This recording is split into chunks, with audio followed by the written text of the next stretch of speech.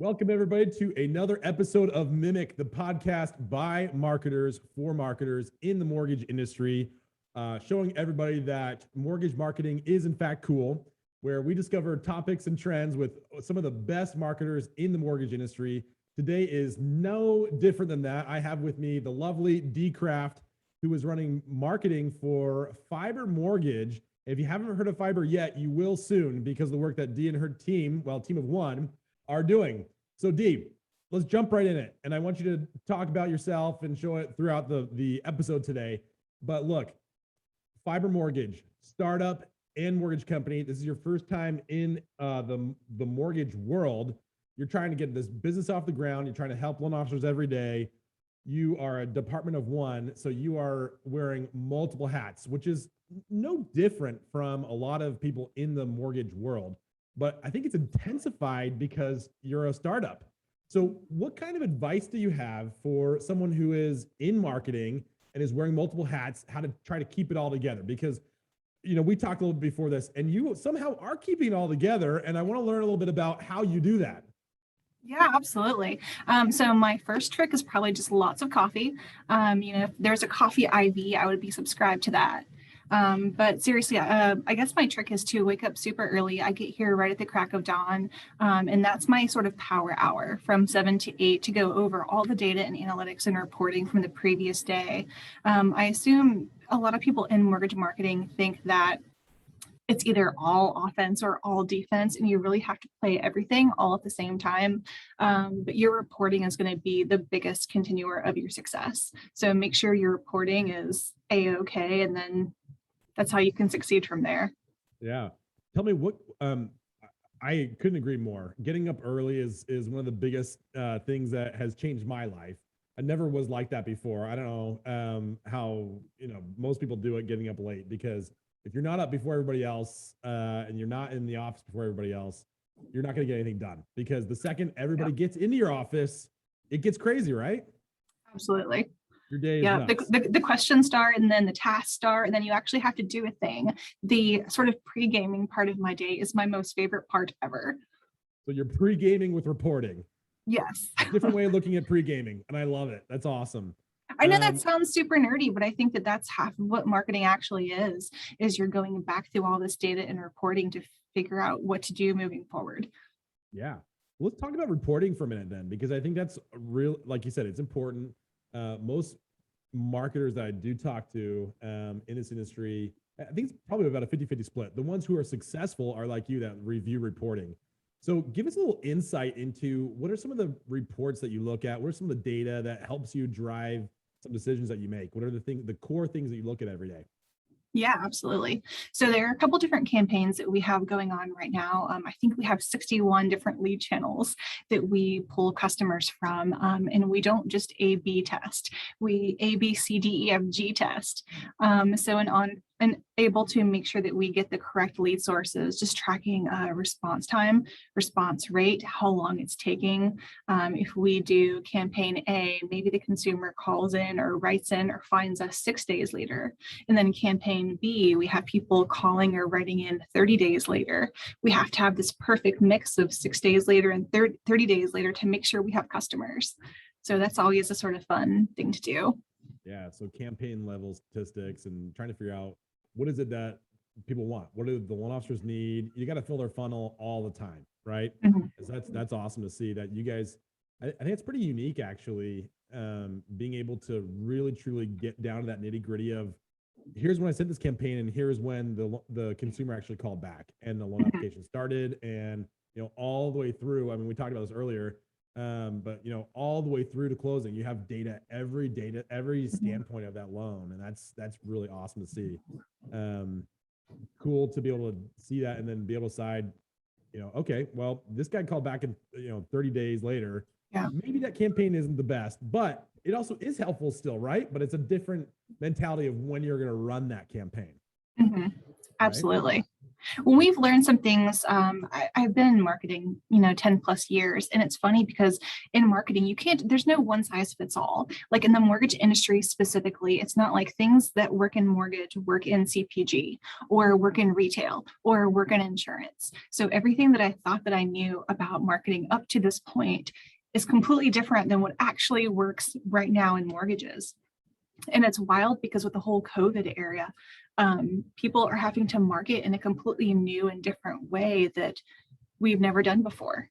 So it's always interesting. Yeah. What is a little bit different with the mortgage industry then? What are some of the consumer trends or behaviors that you saw, like as you coming in from the outside, that made you change some of the behavior of your marketing tactics? Yeah, absolutely. Great question. So obviously rates are at all-time lows right now, and everyone and their mom wants to buy a house.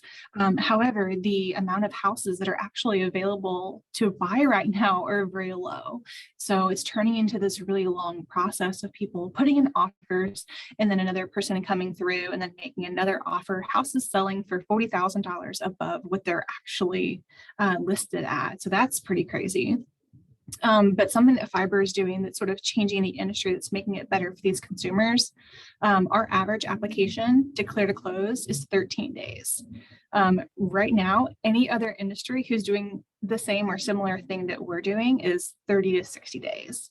If you are trying to buy a house right now and you want to close on that house, whoever is selling the house wants to sell it quickly. So that's sort of the ace that we have in our pocket. You can either take a consumer who wants to buy the house, who it's going to take 60 days to close, or you go with fiber and you'll get closed in around 13 days. That's insane. And that so you're recognizing the consumer behavior and the marketing or what's happening in the market, I should say. Market conditions is the phrase I was looking for. The market conditions are driving how you're marketing them, right? And I know that fiber is really cool because you guys you're automating a lot of that loan process to shorten that process down, right? And so that's incredibly important. So the tech first mentality is then changing the way that you market to your consumers, right? Absolutely. So talk a little bit about that. Like, how do you guys, because it is a very crowded market, mortgages is highly commoditized. Getting eyeballs on anything about mortgage is incredibly difficult. So how do you stand out with that? And how are you using that like kind of tech first mentality to get eyeballs and get callbacks? It's super unique. Yeah, absolutely. Good question. So I think internally, we've been working on the process of getting our CRM done correctly internally first before we start doing any major marketing, branding, and that type of stuff, because we want to make sure that our CRM is completely solid. And we are literally at the point now where we're like, hey guys, you should pay attention to this because we have this system is totally fast and totally crazy and we've perfected it. So right now, a lot of our marketing is just done with local networking, with email marketing, doing the whole, social media type situation. But it's getting to a point now where I'm going to have a lot more marketing budget to be able to sort of run and shout it from the mountains how fast this process is. Previously, all the other expenses were being spent to develop our CRM, which now we have the perfect system for our customers. That's awesome. And I know, so how important is that consumer journey, that consumer experience to not only the overall like aspect of fiber, because obviously a consumer experience and that consumer journey from, interest to close is incredibly important, but how's it specifically important to you as the marketing, the marketing team? I should keep on saying that for you because you're a team of one, but, from a marketing perspective, how's that focus on the consumer journey change the way that you make decisions or the way that you market fiber? Absolutely. So I guess first off, obviously, because we are so young and we are still growing, having the consumer experience and the consumer journey be optimum is the number one priority right now, because we aren't spending a lot of money doing marketing and advertising. Google reviews is our sort of number one thing right now. And any negative customer reviews mean we need to go back and fix something, fix a hole in the process. And that's how we're determining success right now. But as we get that feedback from customers, it's been great for us to be able to change immediately, like today. Like you guys say that this isn't working or this process is a little clunky, we can change it immediately. That's awesome. That's really cool. So being able to like, adapt and quickly, focus on your consumers, that's incredible, right? And the technology allows you to do that you guys have built for both internal, prospects or internal processes, excuse me, and your external applications for your consumer. Talk a little bit about, from a standpoint of that consumer journey, then, how automated is it for your consumers? Like, is this like something completely different? I mean, what are we talking about here? It is an absolutely crazy process. So I've actually purchased a home 3 times in my life. And the third time I actually went through Fiverr to do it because as a marketing person, I wanted to be able to see the process of what our consumers go through as well. And I kind of like tested out the system on my end. So they fill out an application on our web portal. Everything is transported into our internal CRM. Essentially, depending on what radio buttons the consumer clicks, if they're a 1099, W-2, self-employed, whatever, our internal system will read that and say, okay, depending on what kind of worker you are, these are the documents that you're going to need to submit. And then automatically request those documents for the consumer. So they know in advance, like, hey, I'm trying to get a mortgage. This is what I'm filing under. I need to submit these documents. And then we send daily updates to that customer to say, hey, just a reminder, like these are the documents we need. Can you submit these documents? And it makes the automated process so much faster. They're kept up to date every single day with daily updates and things we need or the status of where their mortgage is in the process. It's incredible. So just that constant communication, and that's part of marketing too, right? Is Mhm. in-process communication is marketing. I think I want to say it one more time. In-process communication is marketing, right? And that is part of the technology basis that you guys have built, and that's incredible.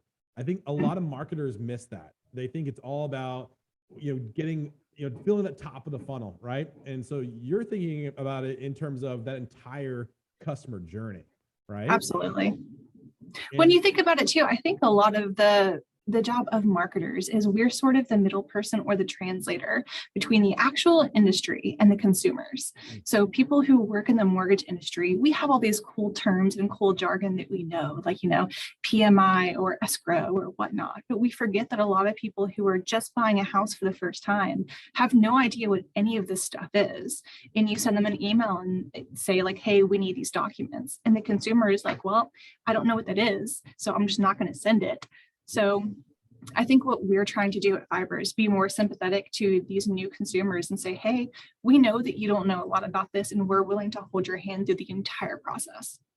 I love that sympathy and maybe more importantly, empathy for your consumers, understanding where they're coming from is I'm sure paying off in dividends for you. And doing it as automated as you can, just incredible. That's really cool. Good for you. I love that. And I heard, you always hear in marketing when you're trying to get something out, whatever message it is, to pretend like you're talking to a fifth grader, right? That is the level of understanding that you should be thinking about.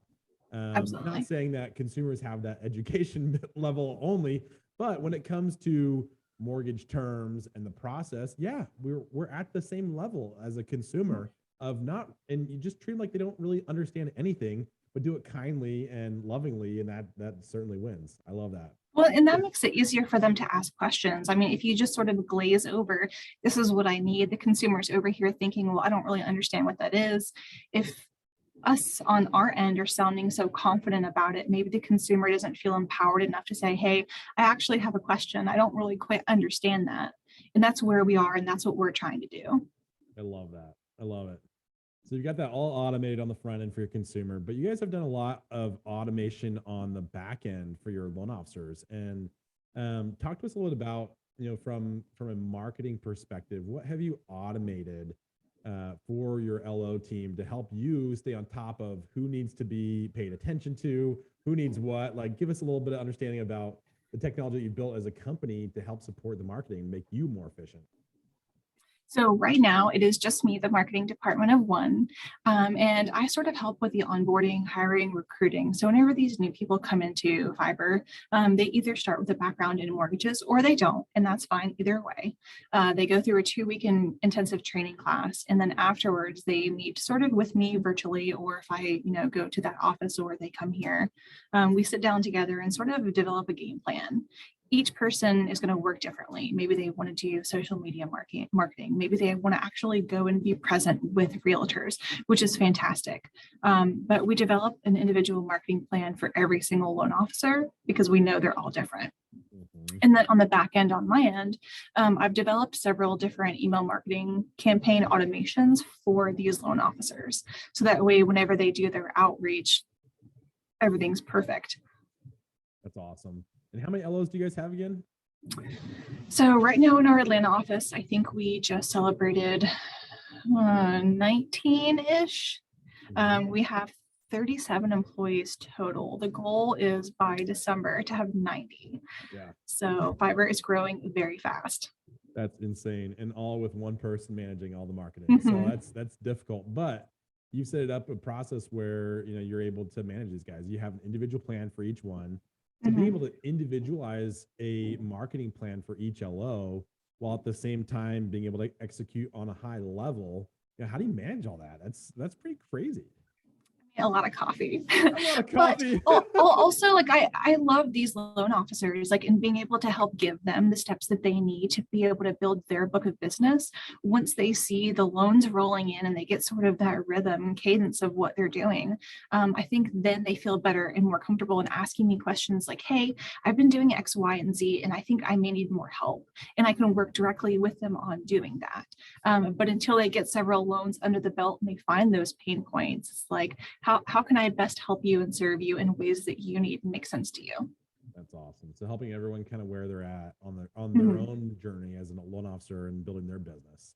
How do you, do you then as a marketer, how do you decide who to focus on? In terms of like, I'm thinking about individual marketing for all these LOs. Like, you obviously can't do everything for everybody all the time. So how do you determine who to focus on and why do you do that? Yeah, good question. So all of our loan officers have individual managers and then individual directors. So my main focus is going to be on the absolute top performers who are performing the best out of the company. If they're performing less than stellarly, I don't know if that's a word, but their manager and their director will take care of the low performers. Once it comes to the high performers, that's sort of my area to shine with them. Be like, hey, I can see that you're doing really great. I would like to be able to help you succeed even more. What if you could dream up anything to be able to do to help you and your customers? What would you want to do? And I guess just sort of go from there on their journey. That's awesome. So the success breeds even more success, right? But you got to prove yourself, like, to get Deanna's time, right? Absolutely. Like I have a lot going on. So people, whenever I reach out to them, know that they are very valuable and that it's like, all right, I've earned this special thing. It is a special thing. I would feel pleased to get to work with you as a loan officer. I think that'd be awesome. Well, thank you. That's awesome.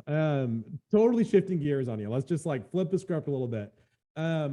Nobody really grows up and says, I want to be in the mortgage industry. Like, I don't, and if there is somebody out there that said that, I would love to meet them because I have yet to meet anybody that. Like, how did you get roped into the mortgage business? And do you like it? So do I like it? I should ask that question because of course you have to say you like it, but like, really? I do. I really enjoy it. So I have come from startups and from very small businesses who are meant for sort of very fast expansion. And I think that's the environment that I work best at. Someone just says, here's a thing that we need to do, just do the thing. So I'm given the bandwidth that I need to sort of just like run and just go for it. And that's what I have at Fiverr. It's like, we have to get all this stuff done. We're working on how to figure it out. So let's just do it. I am a homeowner myself, and I love the process of like buying houses and figuring out, the whole situation. So whenever Fiverr mentioned that they were hiring, I was like, what, I think I'd be really great at this. Like everyone who buys a house is so excited. It's an amazing time of your life. Like you're buying a house, you get to decorate. I secretly think that's like the notch of being an adult. Like as you buy a house and then like buy toilet paper and buy dish detergent for the first time for your own house, that's how you know you've made it. So to be part of someone's journey like that is just incredible. That's awesome. Well, did you buy your house during COVID? I did. And were you able to find toilet paper? Absolutely. My whole garage is stocked with it. No, just kidding. Yeah. It was you. You're the one who started it. No, I'm kidding. That's awesome. Well, it's cool to hear that, it was actually this industry that excited you to get into it because of your own experiences. I think that, most people who kind of look at the mortgage industry think of it in a different terms, like it's almost like real estate's a little bit sexier because you're talking about the houses and stuff, but the finance is also really cool. Mortgage marketing is cool. MMIC, Mimic. That's why we named it this podcast this way, because it is cool, guys. I love the mortgage industry. I love that you love it as well, Dee. Parting thoughts for anybody who is a marketer out there that might have seen a job posting or know somebody at a mortgage company, or hey, you know what? I'm sure as you're getting to 90 LOs, you're probably gonna need to hire some more people under your team. And I hope for your sake that you get to do that sooner than later. What's the advice to a marketer who would be thinking about coming into the mortgage industry? Oh, this is a great question. So my advice would probably be, in the most positive way possible, everything that you may have already thought was the correct answer, I would probably say double check it. After 10 years of doing this, I'm finding new innovative ways to be able to do specifically mortgage marketing that looks completely different than CPG or retail or anything that I've ever done. So if you're thinking about exploring a different avenue or a different channel or a different way to get leads, then do it. For sure, do it. Throw everything out the window that you thought you already knew and expect something completely different, which is exciting to marketers. I mean, that's exciting to myself, is when you're like, okay, I have a new challenge here. Everything I thought of, all the, my kind of autopilot marketing mentality out the window, right? And now there's a whole new challenge, a whole new set of opportunities and ways to hit, and it's still a very, I would say, maturing industry from a marketing perspective. For years and years and years, it's handshakes and kissing babies at golf courses and bringing donuts to realtors' offices. But folks like yourself, Dee, are coming in and totally changing the game. And it's exciting to watch. And I'm excited to see what happens over the next couple of months with fiber, because I've got a great feeling that you guys are going to blow it up, and that's in a good way. So Absolutely. totally thanks to you and the entire team over there. But Dee, any parting thoughts or things that you want to share with anybody else that maybe we might have missed today? I think that's pretty much it. I mean, whenever you said mortgage marketing is cool, not only that, but it's becoming like the hip, trendy, sexy new thing, as you said, with the realtors. Like, this is the field to be in if you want to truly make an impactful difference and change the way the industry views a certain profession. This is the way to do it. That's awesome. Thank you so much for your time, Dee, and best of luck, and let's stay in touch. All right. Have a good one. That's it. Thanks again for listening. And if you've made it this far, I'm very impressed that you made it over 20 minutes into a podcast. I'm not sure if I've ever personally done that, even though I have my own podcast. That's not true. I have listened to more than 20 minutes. But if you have, shoot me a DM. I will send you a $20 Amazon card, because I would just love to see if anyone actually listens this far into it. So thank you again. And until next time, stay cool.